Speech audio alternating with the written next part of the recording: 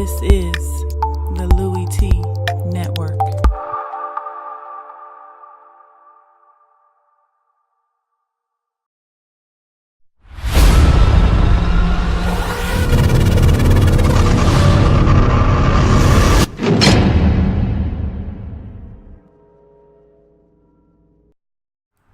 Who else could it be for me, your me, Louie T? Welcome to lockdown coverage week number 6 in the National Football League. Detroit Lions on the road taking on the New Orleans Saints. This might have been one of the longest 4-quarter non-overtime games I've ever watched in my life. It seemed like this was a marathon, and obviously when there's a total of 80 points, what are we talking, 90 points scored in a football game? Yeah, it's going to be a pretty long game. And this is also happens to be one of the most wackiest games I've ever seen. Some of the craziest turnovers, the most batted balls I've ever seen in one game, crazy pick sixes and interceptions and touchdowns and recoveries and all these. It was insane. Everything that you would expect in a 52-38 ball game. And at one point, this thing was 45-10. Admit it, Saints fans. Admit it. At 45-38, after you went 3 and out, and they had to punt the ball to you, you were nervous. You were nervous until Jamal Agnew muffed the damn punt and got it out to the 1-yard line. You were nervous, and even then, you might have still been nervous. You were nervous as hell after you went 3 and out. You were saying, hey, Drew, we need to drive here, bruh. And y'all went 3 and out. You can't tell me that you didn't have your heart in your damn throat at that moment, because you saw a 35-point lead evaporate to 7. And you said, these boys are about to go down and tie the game up. And they got Matthew Stafford. Why wouldn't you think that? They're trying to give you a heart attack. Boy, football is a crazy sport, I tell you. They can't never just let you rest. They got to make you sweat all the time.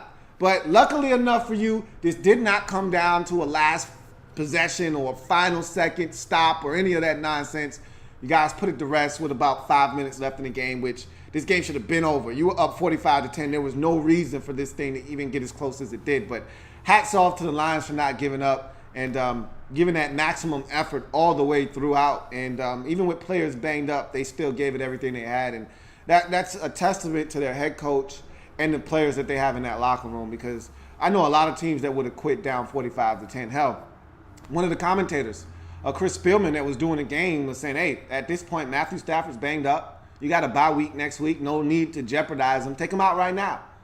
And there was never any doubt that he was coming back on the field, and there was never a shred of quit in this football team, not even an ounce in this team down 45-10 early in the third quarter. They never thought about waving a white flag, and it almost resulted in one of the greatest comebacks in NFL history. So it was a fun game to watch. A lot of craziness, a lot of wackiness, a lot of things to take away from this game, and we're going to do that here in a second. But first, if you haven't already done so, what are you waiting on? Subscribe to the Louie T Network for more great content in 2017 and beyond. We changing the game over here. I want you to help us do that by simply hitting the subscribe button and becoming a member of the Louie T Network. Got a number of different social media platforms that you can follow me on to stay in tune with what's going on in this channel. Among them, Instagram, Twitter. Probably your biggest hit would be Twitter, and also Facebook.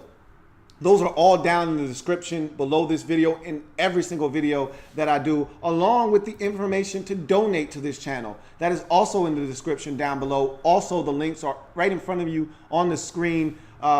If you can donate, please do. Patreon is the newest way to donate. I'm actually fascinated with Patreon and that whole site and how it operates. And there's some different perks that you get for donating a specific amount of money. So again, those are the ways to donate. PayPal is still there for you who don't want to go the Patreon route but still want to donate and you have a PayPal account. So there may be some alternate opportunities to donate. I'm still working on all of those things, but in any event, if you can donate, please do, to help try to further this channel along. If you cannot, all I ask is that you continue to support this channel the way that you have all along, which is continuing to watch, like, and share these videos. And if you haven't already done so, like I said before, subscribe. That being said, let's jump into this breakdown. It was a hell of a game. 52-38 was the final. New Orleans Saints get the job done. And this was a dominant performance for the Saints for about 2.5 quarters before they let their foot off the gas pedal. For what reason, I don't know. But and I guess that's human nature when you're up 35 points at home against a team that's battered and bruised. You pretty much think, okay, we got this one in the bag. But this is the wrong team to let your foot up off the gas against because they're explosive. Haven't been since week 1, really, to be honest with you. But they've got Matthew Stafford. That should be enough of a reason to not let your foot off the gas pedal because he's been known in the past to lead his team back from behind. Even though 35 points on the road is a tall ask of anyone, if there's one guy that you don't want to leave the door slightly ajar for, it's Matthew Stafford. And so let's start with the defense because they've been playing so much better over the last 3 weeks on this 3-game winning streak. They've been playing outstanding football, and they've probably been the biggest catalyst to this resurgence for the Saints football team, starting in Carolina and the dominant performance they put forth there. Then you follow that up with an even more dominant performance versus the Dolphins over in London. You hit your bye week, you come off the bye, and you start out this game like gangbusters.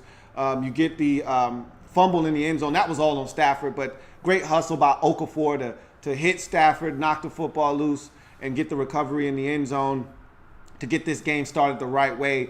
The defense was all over Stafford in this game. And again, he's a wounded duck back there. He's injured. This bye week for the Lions couldn't have come at a better time because they need it. He needs to rest up.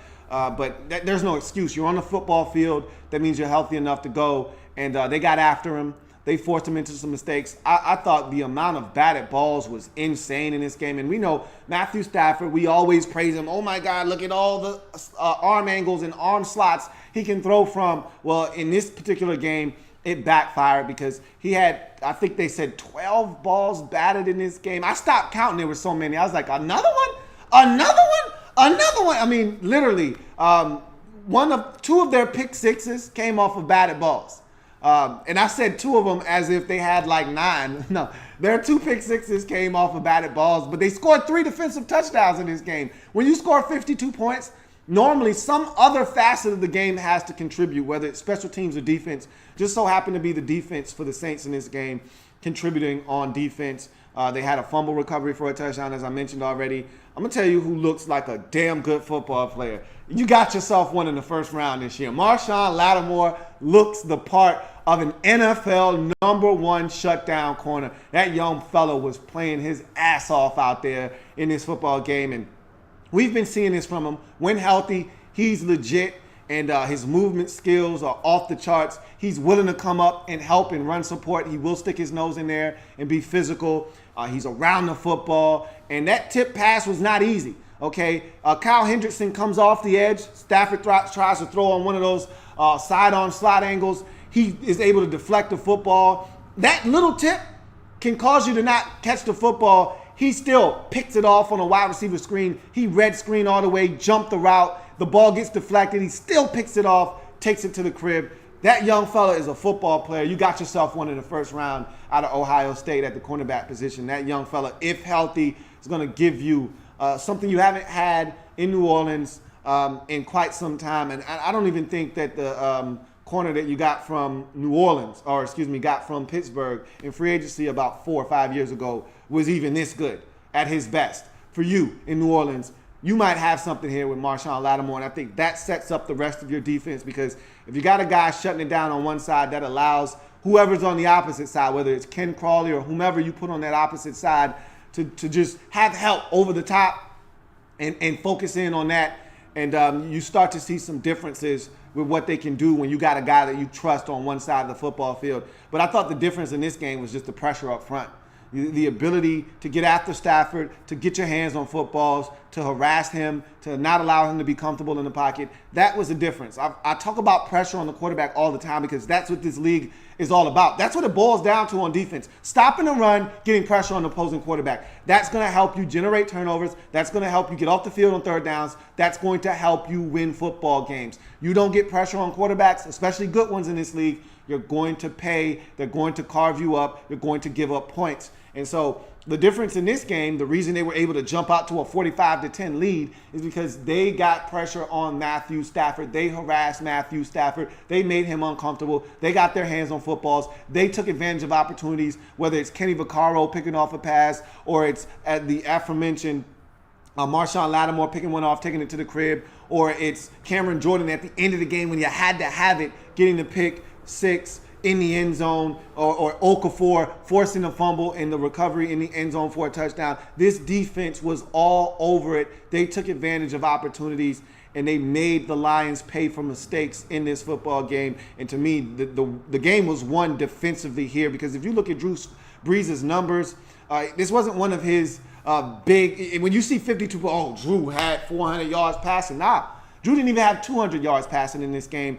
Ingram was huge on the ground. He had a monster day running the football. And you can't tell me, let's go ahead and segue to the offense.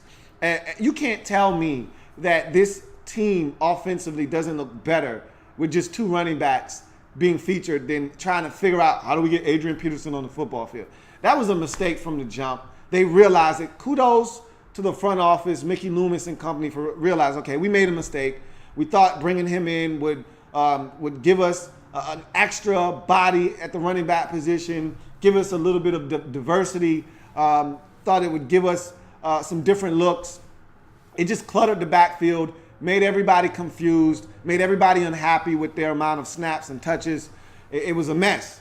And they figured that out quickly. They didn't allow that to become a cancer in the locker room. They got rid of him. It was smart. You saw how much better they look. Ingram is the guy. He's the guy that's supposed to get 20 to 25 carries, and Kamara gets everything else that's left. Whether it's touches out of the backfield as a receiver or handoffs, Kamara can start the game. It doesn't matter who starts the game, because at the end of the day, Ingram is going to be the one to get the tough yards. Ingram is going to be the one to have the most touches in terms of handoffs. And he can still catch it out of the backfield too, which Adrian Peterson isn't adept at doing. So when you saw him in the game, you knew, okay, he's either in the game to run it, or they're going to play action fake and try to fool us. But he's not catching it out of the backfield. He's not a threat to hurt us out of the backfield, which with Ingram or Kamara in the game, both of those guys can hurt you in a multitude of ways. So it keeps them balanced, and there's not a tell when those guys are in the game. And you saw the difference up front. And the offensive line is starting to come into its own. I thought Andrus Peat was outstanding in this game. There's a touchdown run from Ingram where he takes Andrus Peat takes A'Shawn Robinson and removes him from the gap 2 yards into the end zone, allowing Mark Ingram to get into the end zone and score the touchdown. It was a thing of beauty. It's what you've been waiting for since drafting Andrus Peat in the first round out of Stanford. So it seems like everything is starting to come along for this football team. Ted Ginn Jr. actually had a good game. It was nice to see Willie Snead back on the football field. Didn't have the impact that you would expect him to have, but just good to know that he's back and he's going to have an impact moving forward.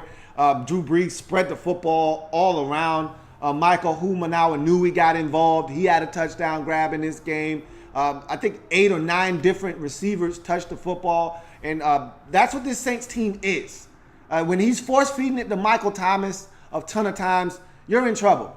When everybody's getting involved and you don't know who's going to hurt you, that's when this Saints offense is at its best, if you ask me.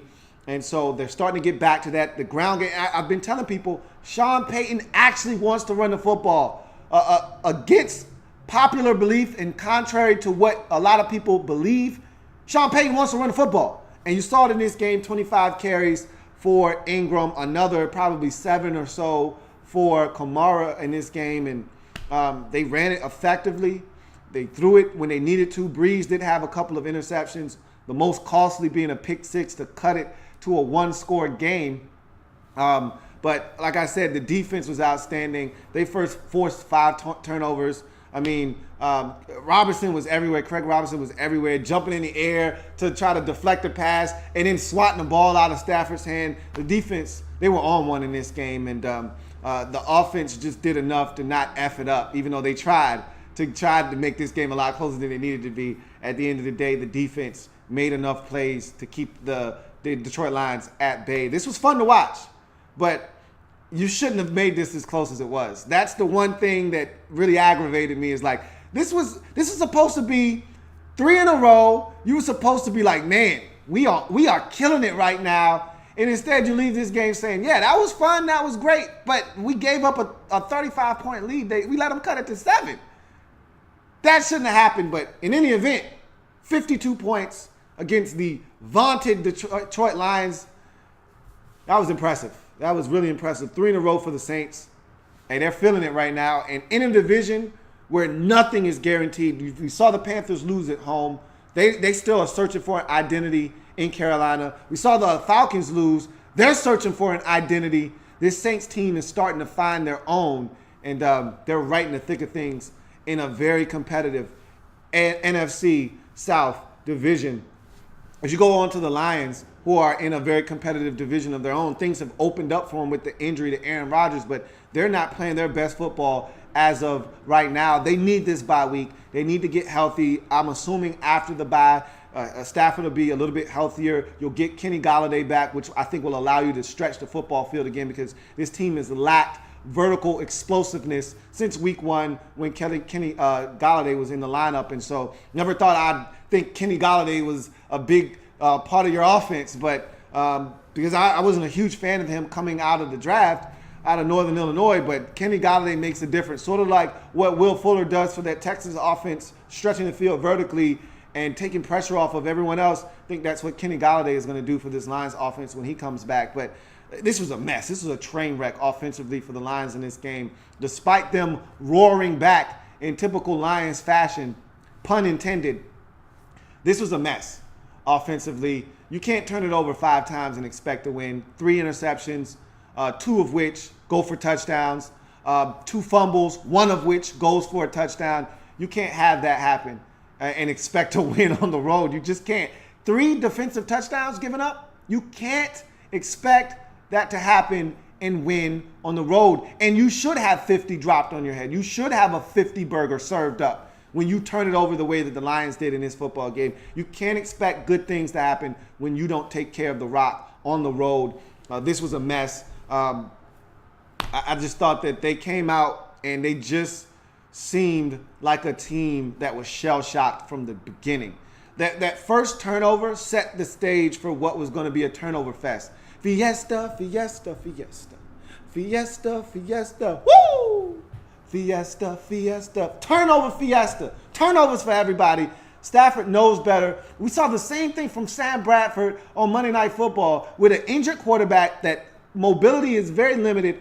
What are you doing running around in the end zone? First of all, when you're in the end zone, your clock should speed up. Like, okay, I haven't gotten rid of the football yet. I need to do something. Run around isn't the answer in the end zone. Whatever happens good to a quarterback that decides, I'm going to roll out of the pocket in the end zone. Whatever happens good. Sam Bradford got sacked for a safety. Matthew Stafford gets sacked and fumbles for a touchdown.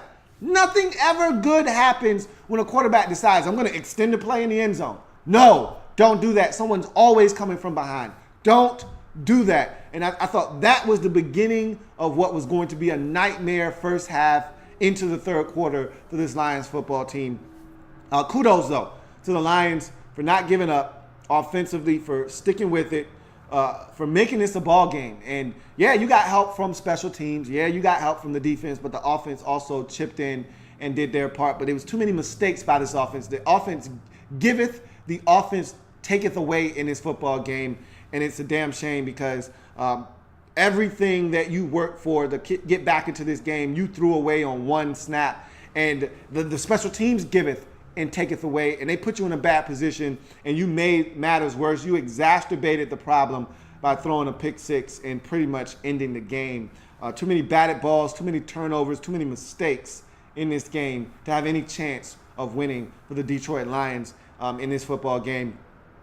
As you go to the defense, I actually thought, outside of not being able to stop the run, which is crazy because last week against Carolina, you stopped the run. 18 carries, 21 yards for the Panthers. This week, you couldn't stop a nosebleed against the run, okay? You couldn't rip a wet paper towel this week against the run. They were just gashing you. And it just is what it is. Whether it was Kamara or it was Ingram, they had their way on the ground.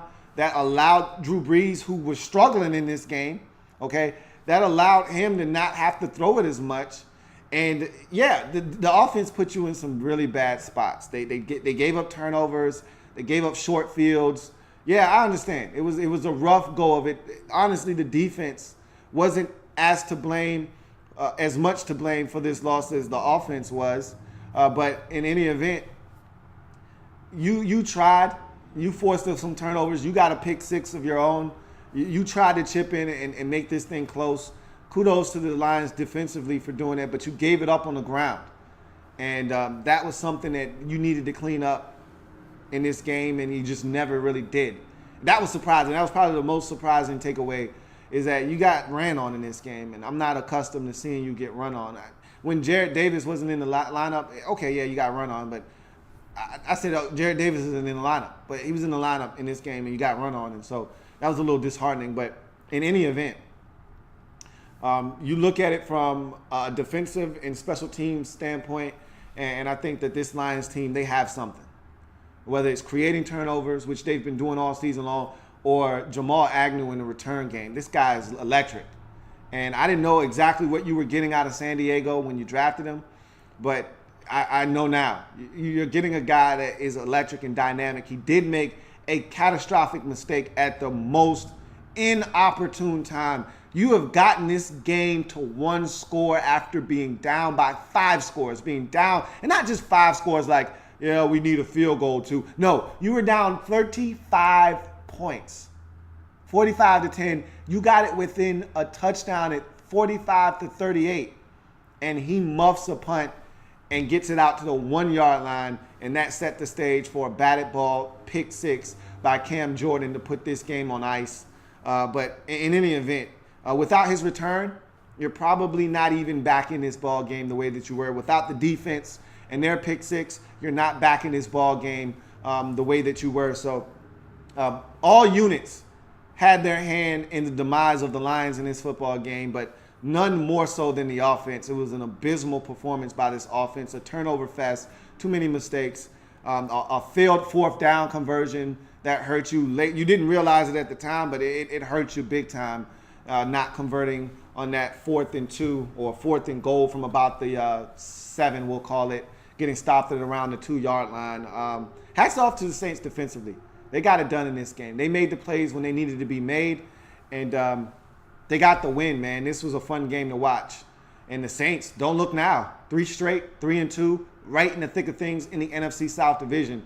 And for the Lions, with this loss, that's 2 straight losses and 3 out of 4 losses. And all of a sudden, a team that was 2-0 and everyone was talking about as a big-time potential NFC participant, this team looks to be reeling right now.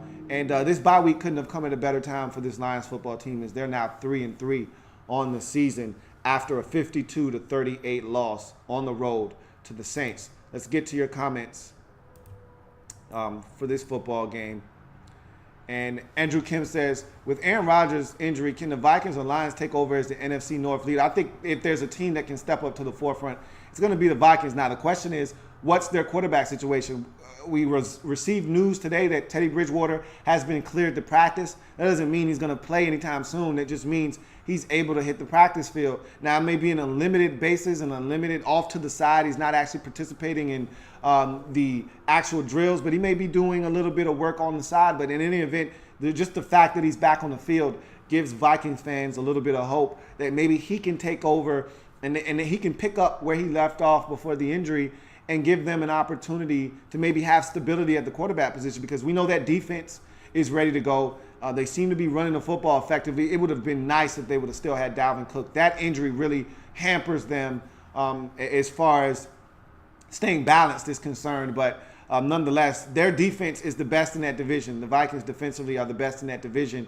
And if they can get some type of stability at the quarterback position and health at the receiver position with Diggs and Thielen, this is a dangerous football team. I think that's the team that is primed to take over in that division with the injury to Aaron Rodgers. But don't count the Packers out. We're going to see what they do with Brett Hundley. They didn't have a week to prepare for his injury. Now they know that Aaron Rodgers is out and Hundley is what they're going to have to move forward with. We've seen them stay afloat with Aaron Rodgers out before, I wouldn't count the Packers out either. Andrew Kim says, I was surprised Lattimore fell out of the top 10 picks. Saints got a great corner, and it's paying off. He's outstanding, man. He is playing lights out football right now. Andrew Kim says, do you think the Lions are missing a big, consistent target? Tate and Jones are nice, but Ebron hasn't really panned out. Galladay could be the future, but they're missing something on offense. Galladay is that big target that they're missing. He's a guy that can stretch the field. He can run. He's big. They need that. And Ebron is really falling out of favor in Detroit. They actually now are going to Fells at the tight end position more than they are to Ebron. I think he's on the outs in Detroit, and it wouldn't shock me if this was his last year in Detroit because he's really starting to fall out of favor in Detroit. If you want your comment to be read, make sure you use the hashtag LouieTLive. But this was a fun game to watch. The Saints allowed them to roar back, but they put the clamps down when they had to and win this game 52-38.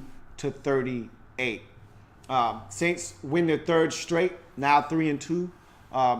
They are on the road next week, if I'm not mistaken, at Green Bay. Couldn't pick a better time to play the Packers. Maybe the Vikings got the better of the deal, getting Brett Hundley in without preparation. No snaps this week for Brett Hundley. He wasn't prepared to go in the game. And so now he's going to have a week of practice under his belt. But still, if you're the Saints, this game looked like a tough, tall order just a week ago. Now, all of a sudden, you're thinking, hey, look, 3 straight wins? Why the hell can't we go into Lambeau and beat Brett Hundley at quarterback? You did this to Matthew Stafford. Why can't you do it to Brett Hundley? That's what this team is thinking. And so got to like your opportunity to go over there and extend this winning streak out to 4. And meanwhile, the Lions, much needed bye week as they have dropped 2 straight and they're nursing some injuries. Hopefully they'll come off the bye a lot healthier and be ready to rock and roll as this team desperately needs to regroup and get back on track because this division is up for grabs. They're right there in the thick of things, and we'll see if they come back a much improved team after the bye week. That's going to do it for your man Louie T here on Lockdown Coverage. Got plenty more games to break down. If it happens in the National Football League, whether big or small, we cover it all here on the Louie T Network. Come back and join me as I continue to break down anything and everything in the National Football League. We got Ravens and Bears. Next, overtime, Bears. Really? Ravens? What? Yeah, next. Here. See you in a bit.